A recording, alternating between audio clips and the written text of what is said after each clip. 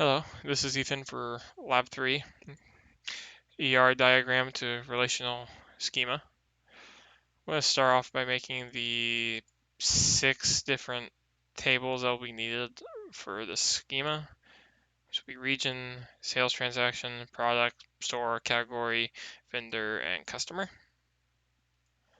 Didn't mean to do that. That can go away. There we go. So the first one will be, I'll do just counterclockwise, I'll just do region.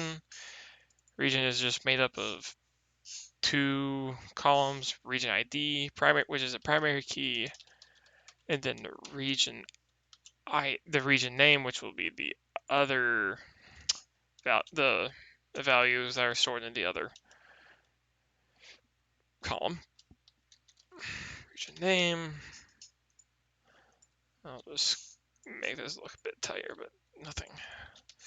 Here's the next table, store, which will just hold our store ID, our store zip code. It will hold a third column, which will be our region ID foreign key, as the store needs the region's primary ID to relate to each store along with the zip. Next is sales transactions, which will have the transaction ID, the date, and then next will be customer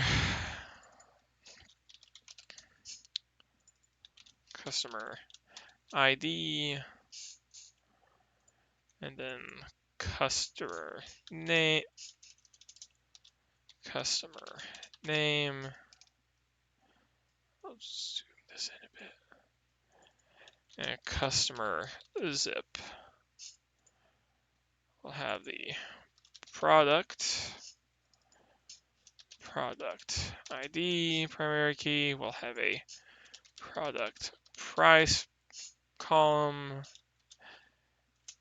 a product name, and we'll have the vendor, which will just have the vendor ID primary key and the name of each vendor that will be tied to each ID.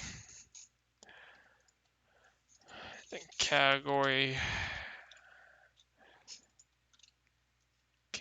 ID, category name, I believe. Yeah. These two will just help us keep track of who's selling what products and the IDs for their vendor name, and the product's category ID and the name of that category. So all of these are many to one, except for relations, except for the product sales transaction and vice versa, which are in a many to many relation.